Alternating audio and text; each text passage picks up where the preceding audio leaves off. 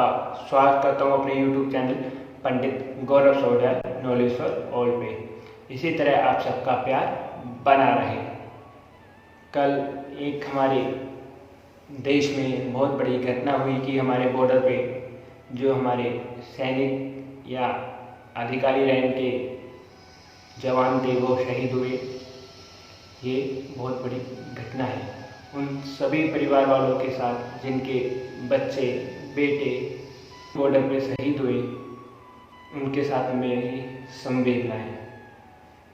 भगवान इस घड़ी में उनका परिवार इस दुख को सहन करने की क्षमता दे। और ये मैंने अपने पहले ही बोल दिया था चंद्रकांति मिलन के विश्लेषण पे कि 2 या 2 से अधिक राष्ट्रों के बीच संघर्ष या प्रकृति आपदा आ सकती है। जो भी चीनी प्रोडक्ट है उसका बहिष्कार करना है, जब जाके जो चीनी जो गद्दार है उन्हें अकल आएगी। इसी प्रकार जैसे चीन ने अपनी विकास नीति चुनी कि सस्ते दामों में ज़्यादा सामान देना और क्वालिटी ठीक रखना, इसी प्रकार हमारी सरकार को भी ऐसे नियम बनाने पड़ेंगे जो हमारे व्यापारी भाइयों के लिए हों, जिससे वो कम दामों में अच्छी क्वांटिटी का माल, कोई भी कच्चा माल या कोई भी चीज़ बना पाएँ और उसे सप्लाई कर पाएँ।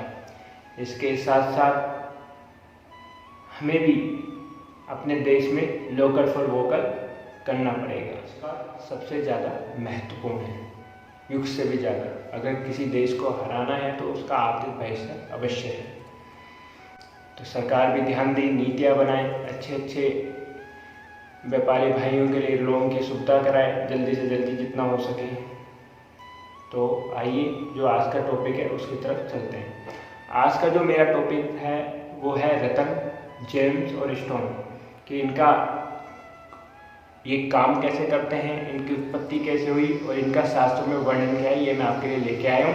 और इसकी आने वाली सीरीज में मैं आपके लिए लेके आऊँगा कि इन्हें पहनना कैसे है और कौन सा नग कैसे पहना जाता है, किस दिशा की तरफ मुँह करके पहना जाता है।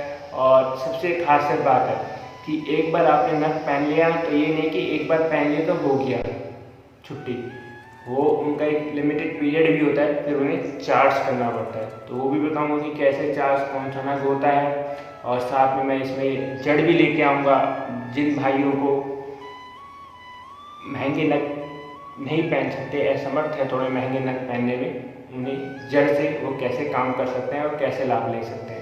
तो इसी प्रकार मेरी वीडियो देखते रहें और अपने दोस्तों और घर वालों के साथ शेयर करें अवश्य और सब्सक्राइब अवश्य करें मेरे चैनल को। तो आइए चलते हैं रतन की तरफ। ग्रहों का और रतन का आपस में बहुत बड़ा संबंध है। जैसे कि आप सब लोग जानते हैं हमारे सौर मंडल पे ग्रह, तारा, नक्षत्र ये सब विराजमान हैं और ये सूर्य की परिक्रमा करते हैं। इसी प्रकार हमारी पृथ्वी भी सूर्य की परिक्रमा करती है और ग्रह, तारा, नक्षत्र से जो निकलने वाली किरणें हैं वो हमारी पृथ्वी पर भी पड़ती हैं। ये सफ़ेद रंग की होती है किंतु दिखाई नहीं देती और सूर्य की किरणें भी सफ़ेद रंग की होती हैं और दिखाई देती हैं, लेकिन इन्हें तोड़ने पर इनसे हमें कई रंग प्राप्त होते हैं। वो 7 रंग जो प्राप्त होते हैं वो इस प्रकार है, जैसे लाल, हरा, नीला, पीला, हरा, बैगनी और नारंगी। ये जो आदि रंग है ये हमें इससे प्राप्त होते हैं।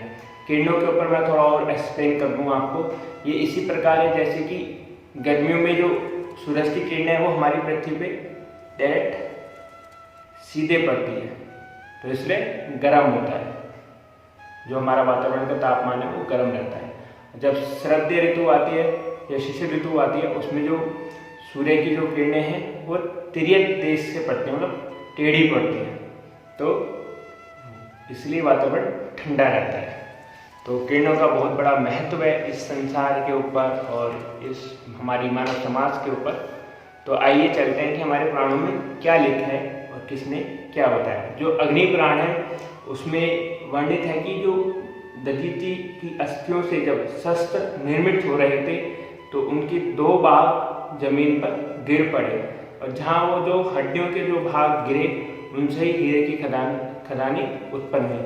इसके बाद कुछ जो पुराण है वो ये भी बोलते हैं कि समुद्र मंथन के समय रत्न उत्पन्न हुए। अब इसमें मैं थोड़ा और एक्सप्लेन कर दूं कि उत्पन्न नहीं हुए, ये जब हुआ कि जब हमारे यहाँ समुद्र मंथन हो रहा था तो उस टाइम पे जो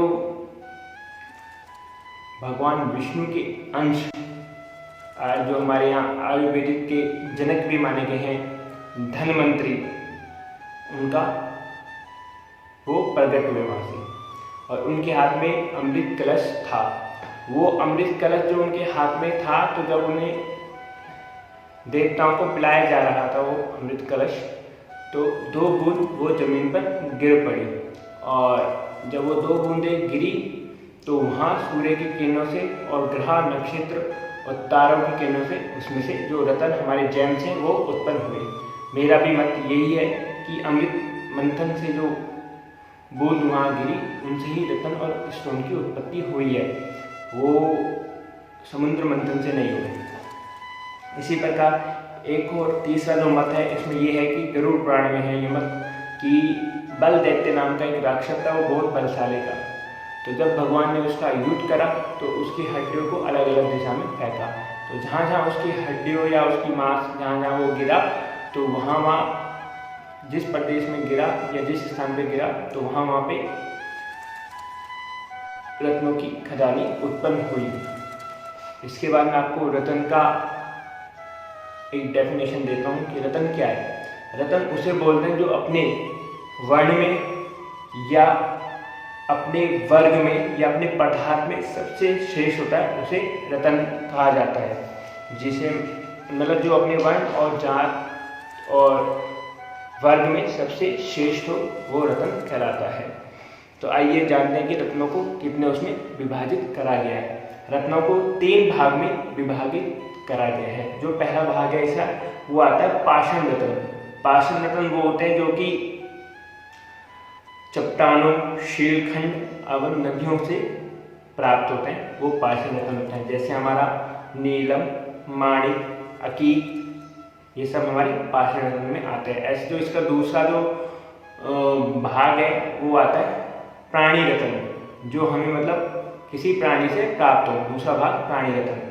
तो इसके बारे में थोड़ा विश्लेषण कर दूं मैं। प्राणी रत्न वो होते हैं जो हमें किसी जिंदा प्राणी से मिलते हैं, जैसे कि समुद्र में सीप से हमें मोती मिलता है, बसरे का मोती भी होता है, और काफ़ी सारे ऐसे रत्न हैं जो हमें किसी न किसी प्राणी द्वारा मिलते हैं, जो जनत होते हैं उनके, वो प्राणी होता है।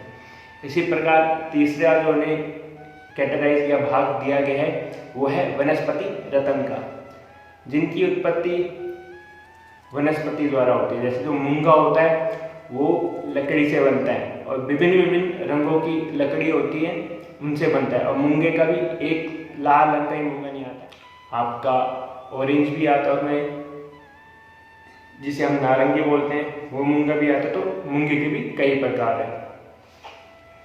इसी प्रकार जो वनस्पतियों में और क्या हम ले सकते हैं, जैसे कि जो बुध के लिए विदारा की जड़ काफ़ी अच्छी मानी गई है। इसी प्रकार अगर गुरु ग्रह को या बृहस्पति ग्रह को सही करना है तो उसके लिए केले की जड़ या हल्दी की जड़ भी पहन सकते हैं। इसी प्रकार जो बिच्छू घास है वो राहु के लिए, और जो दुर्वा घास है वो केतु के लिए। तो ये वनस्पतियों से हमें ग्रहों की वनस्पति या रत्न भी मिल सकते हैं। अगर जो महंगे रत्न नहीं पहन सकते हैं तो वो जड़ भी पहन के लाभ ले सकते हैं।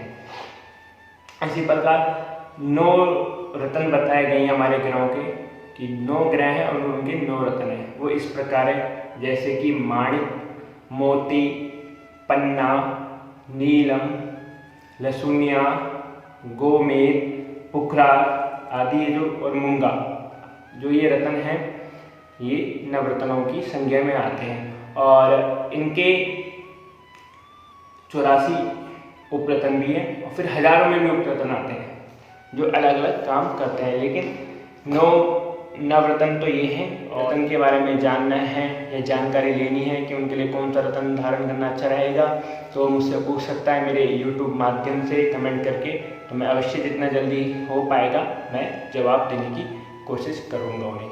ऐसे ही अपने आसपास के एरिया को सैनिटाइज करते रहें, साफ रखें। जय गुरुदेव, राधे राधे। और चीन का आर्थिक बहिष्कार अवश्य करें। राधे राधे।